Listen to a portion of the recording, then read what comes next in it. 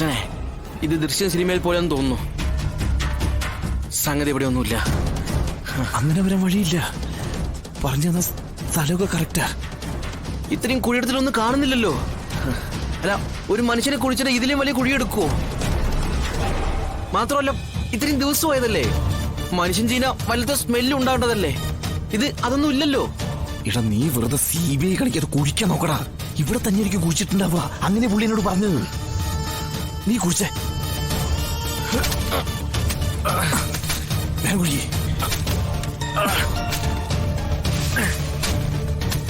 ആശാനെ, ആശാനെ, ഒന്നും കൂടെ ഒന്ന് അടിച്ചു നോക്കാം ആശാനെ.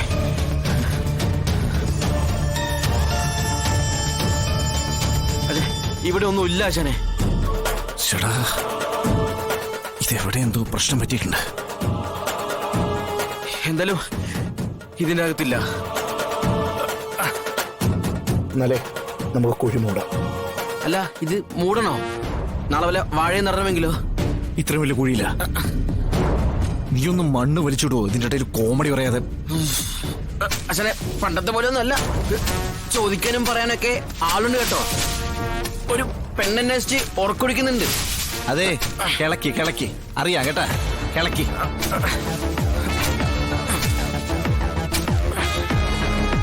എന്നാലും ആ ബോഡി ഇവിടെ പോയിടാ. ആശൻ അങ്ങനെ ചോദിച്ചാൽ എനിക്കറിയോ? ആശൻ പറഞ്ഞ സ്ഥലത്തല്ലേ കുഴിച്ചേ. നമുക്ക് കുഴിനകത്താം. ഇപ്പൊ വേറെ വഴിയില്ല. പെട്ടെന്ന് കൂട്, ആരെങ്കിലും വരും.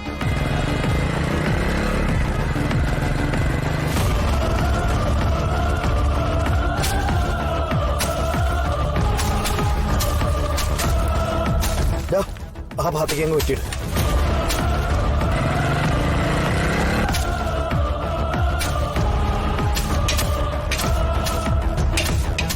ആശാൻ, ഇത്രയും പോരെ?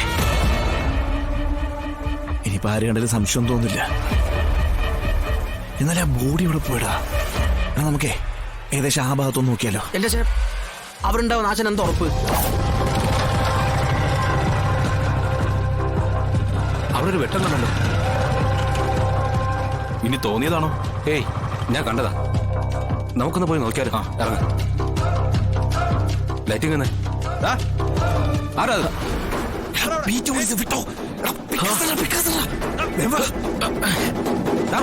ആരാണത്?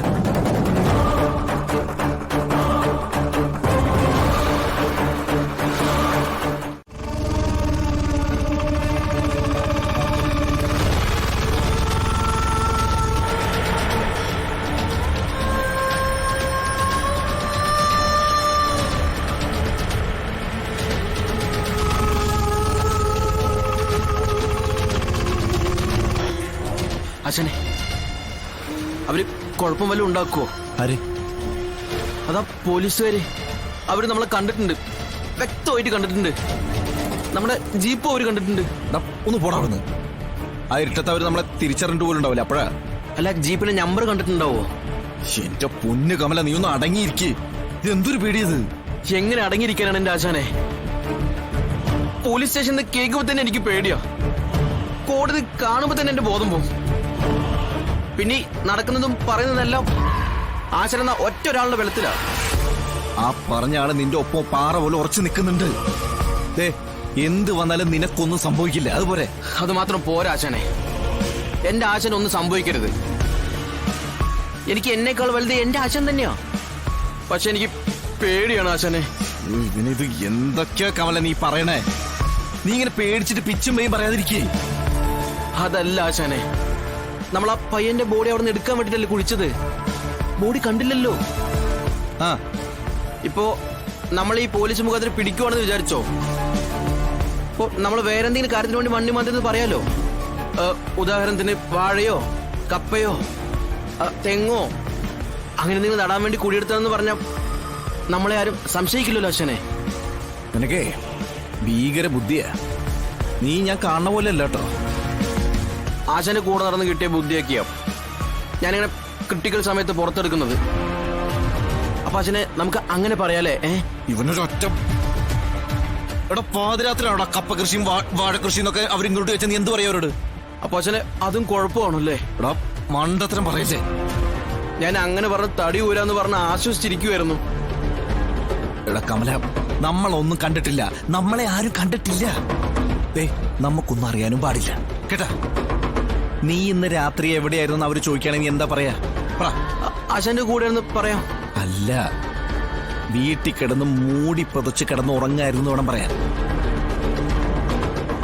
അല്ല, ഇനിയിപ്പൊ അങ്ങനെ പറയേണ്ട സാഹചര്യം ഒന്നും ഞാൻ ഒരുക്കില്ല. ഇനി എങ്ങാനും പറയേണ്ടി വന്ന അങ്ങനെ പറയാവൂ കേട്ടാ. പിന്നെ ഞാൻ നമ്മുടെ ആ ഓട്ടോ കടന്നെടുത്ത് നിന്നെ കൊണ്ടുവിടാം കേട്ടോ. ഈ സാധനങ്ങള് മമ്മട്ടി, പിക്കാസ്, അങ്ങനെ എല്ലാ സാധനങ്ങളും എടുത്തിട്ട് കഴുകി വെച്ചിട്ട് കിടന്നോളണം. ആരെങ്കിലും വന്നെടുത്ത് നോക്കിയ, അങ്ങനെ നോക്കില്ല, ഇനി എങ്ങാനും നോക്കിയ രാത്രി പണിയെടുത്തതിന്റെ ഒരു ലക്ഷണവും ഇതിൽ കാണാം. ഓക്കെ അച്ഛനെ. അപ്പൊ കുഴപ്പമൊന്നും ഇല്ലല്ലോ അല്ലേ? എടാ, ഒരു കുഴപ്പമില്ല. നീ ധൈര്യമായിട്ടിരിക്കേ. നീയേ ആ പെങ്കുച്ചിന്റെ സ്വപ്നം കണ്ടോ.